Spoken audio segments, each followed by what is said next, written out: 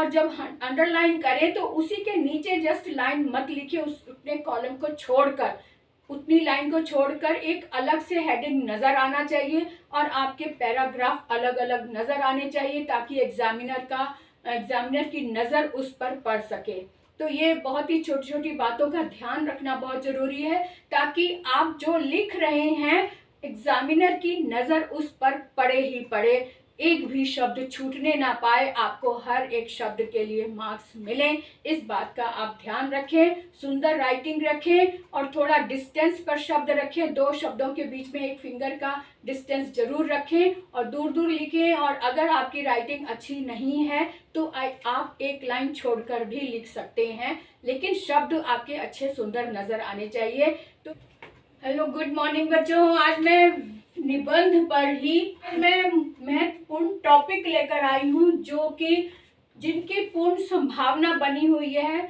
ऐसे topic select करके लाई हूँ जो 24 यानी इस साल के बोर्ड में आने की पूरी संभावना है। अगर आप इनमें से 5 टॉपिक भी अच्छे से याद कर लोगे या तैयार कर लोगे, फुल मार्क्स या जितने भी मार्क्स आप चाहते हैं, यानी कि आपकी राइटिंग पर डिपेंड करता है कि आपको कितने मार्क्स मिलेंगे, लेकिन इनमें से टॉपिक एक जरूर आने वाला है जो आप तैयार कर सकते हैं।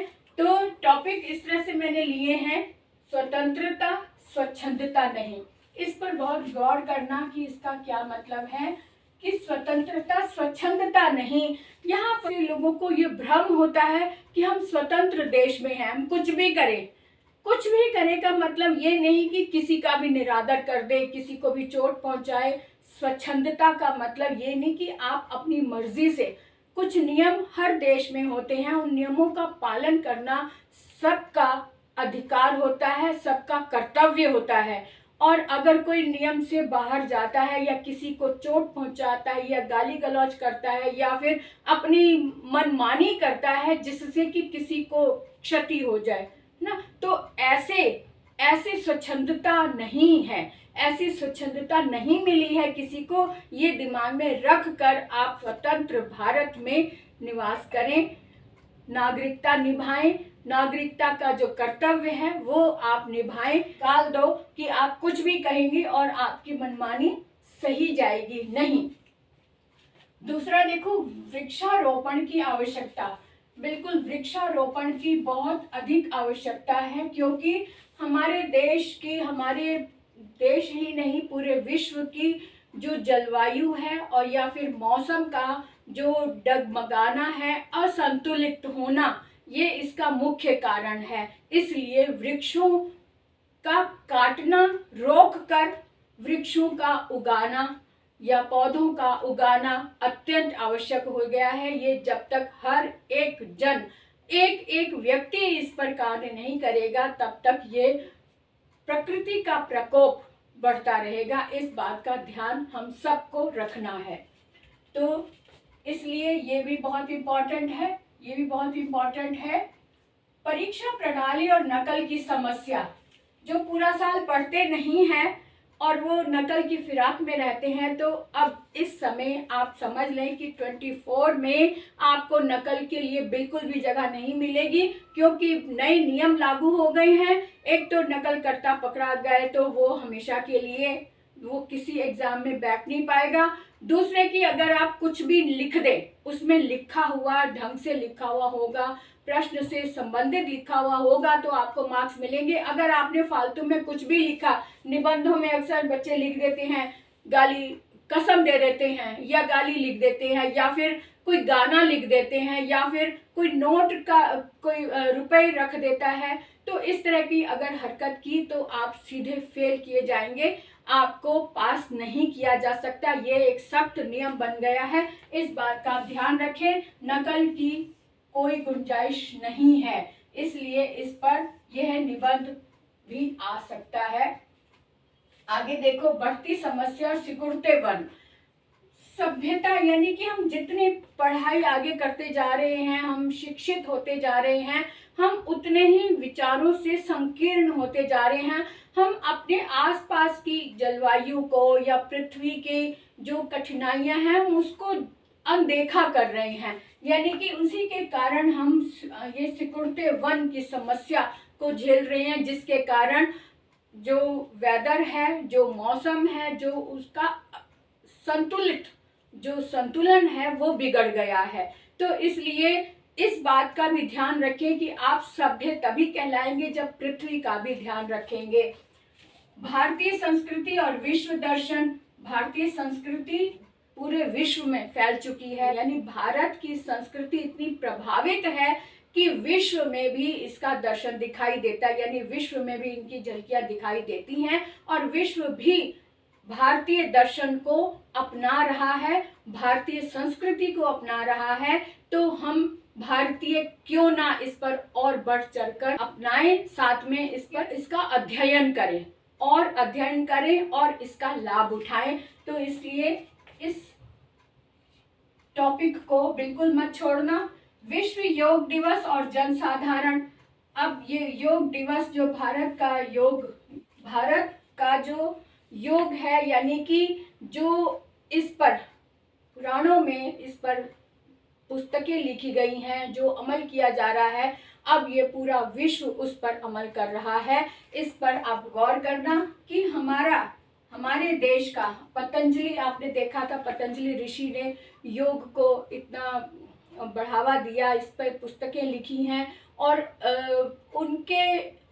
उनके इस प्रभाव को पूरा विश्व मान रहा है। पूरा विश्व एक दिवस के रूप में भी इसको मना रहा है और साथ में इस पर अमल कर रहा है और इसके लाभ उठा रहा है। तो आप भी इस पर अपना खुद का सहयोग, अपना योगदान भी दें और साथ में इसकी अच्छाइयों को दर्शाते हुए कि जनसाधारण भी इस योग पर गौर करने लगा है और इसका लाभ उठा रहा है। आप इस पर ध्यान दे सकते हैं। गूगल और शब्दकोश, यानी कि गूगल ने डिक्शनरी, जो रिटन डिक्शनरी है, उसका महत्व कम कर दिया है, क्योंकि हमें कोई भी शब्द ढूंढना होता है तो गूगल कर लो। गूगल में इतना कुछ है कि हमें कुछ भी पेज खोलने की जरूरत नहीं पड़ती, हमें गूगल से ही सब कुछ मिल जाता है। तो फिर भी डिक्शनरी का एक अपना महत्व है। तो ये आप ध्यान में रखते हुए इस पर निबंध लिख सकते हैं कि गूगल की बेशक बहुत महत्ता है, लेकिन डिक्शनरी का अपना अलग महत्व है। स्वतंत्रता दिवस, खुशी में पीड़ा की लकीर। अब जब भी स्वतंत्रता दिवस आता है, हम आनंद महोत्सव भी मनाते हैं, 75 वर्ष भी हो चुके हैं, लेकिन उस समय की जो भयावहता है, जो उसकी नृशंसता थी, जो नृशंस हत्याएं की गई थी, उसकी जो पीड़ा दिमाग में है वो कभी समाप्त नहीं हो सकती। जिन्होंने अपनों को खोया था उसकी पीड़ा हमेशा ही रहेगी। यानी कि हम स्वतंत्रता दिवस पर खुशियां मनाते हैं कि इस दिन हमारा देश आज़ाद हुआ था, साथ में उस पीड़ा की लकीर भी हमारे साथ साथ ही चलती है। तो ये पीड़ा की लकीर जो है हमें भूलने नहीं देती कि अंग्रेज़ों ने किस कदर हमारे देश में हमारे देश को लूटा, कि जिसका खामियाजा आज तक हम भुगत रहे हैं, जिसको आज भी हम भूल नहीं पाए हैं। लेकिन ये इस पीड़ा को याद रखना तभी ठीक होगा जब हम खुद को संवार लें कि दोबारा ऐसी गलती ना हो। ये छोटी छोटी सी बातें हम दिमाग में रख सकते हैं। हमेशा के लिए स्वतंत्रता दिवस मनाएं और साथ में हम शपथ भी लें कि हम दोबारा से अपने देश को किसी के हाथों सुपुर्द नहीं करेंगे। प्राकृतिक प्रकोप और बाढ़ दृश्य।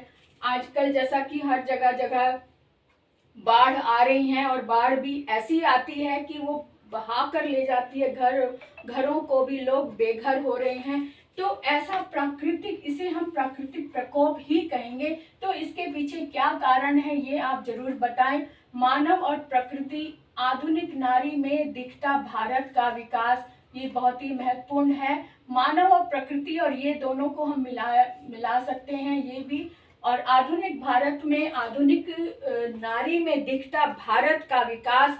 तो आधुनिक नारी तो पूरे विश्व में है, लेकिन भारत का विकास, ये आप इस पर जरूर गौर करें कि भारत का विकास कहाँ तक हुआ है और नारी ने भारत की शान कहाँ तक बढ़ाई है। वर्तमान प्रधानमंत्री और विश्व गुरु भारत, आप इस पर भी गौर कर सकते हैं, क्योंकि वर्तमान प्रधानमंत्री ने भारत की पहचान कहाँ तक पहुँचाई है, यहाँ तक कि पूरा विश्व भारत को गुरु मानने लग गया है। तो ये आप इस पर गौर कर सकते हैं कि ये बहुत ही अच्छा विषय है, इस पर आ सकता है। अब ये जो नया आया है, चांद पर भारत का मून वॉक, बहुत ही सुंदर और नया टॉपिक मिला है, इस पर आप जरूर देखें। दूसरा अगला है चंद्रयान की सफलता। ये दोनों ही निबंध बिल्कुल नए हैं और इनमें से जरूर किसी ना किसी रूप में निबंध में जरूर आएगा ही आएगा। तो ये सारे ही सिलेक्टेड हैं, बहुत ही खोजबीन करके ये ढूंढकर ये टॉपिक में लाई हूँ। इन पर गौर करो, इनको अपने पास नोट कर लो और इनकी तैयारी, इन पर स्टडी जरूर करो। इनको जब भी आप निबंध लिखो तो एक तो हेडिंग्स जरूर डालना, प्रस्तावना, उसके बाद लाभ हानि हो जाता है, उसकी उपयोगिता क्या है, और फिर साथ में उपसंहार जरूर लिखना लास्ट में, और पैराग्राफ बनाकर ही आप जो हेडिंग डाल रहे हैं उसको अंडरलाइन करना ना भूलें। और जब अंडरलाइन करें तो उसी के नीचे जस्ट लाइन मत लिखिए, उतने कॉलम को छोड़कर, उतनी लाइन को छोड़कर एक अलग से हेडिंग नज़र आना चाहिए और आपके पैराग्राफ अलग अलग नज़र आने चाहिए, ताकि एग्जामिनर की नज़र उस पर पड़ सके। तो ये बहुत ही छोटी छोटी बातों का ध्यान रखना बहुत ज़रूरी है, ताकि आप जो लिख रहे हैं एग्जामिनर की नज़र उस पर पड़े ही पड़े, एक भी शब्द छूटने ना पाए, आपको हर एक शब्द के लिए मार्क्स मिलें। इस बात का आप ध्यान रखें, सुंदर राइटिंग रखें और थोड़ा डिस्टेंस पर शब्द रखें, दो शब्दों के बीच में एक फिंगर का डिस्टेंस जरूर रखें और दूर दूर लिखें। और अगर आपकी राइटिंग अच्छी नहीं है तो आप एक लाइन छोड़कर भी लिख सकते हैं, लेकिन शब्द आपके अच्छे सुंदर नज़र आने चाहिए। तो आज का वीडियो यहीं पर विराम देते हुए हम आगे बढ़ते हैं और अगले वीडियो तक के लिए बाय बाय।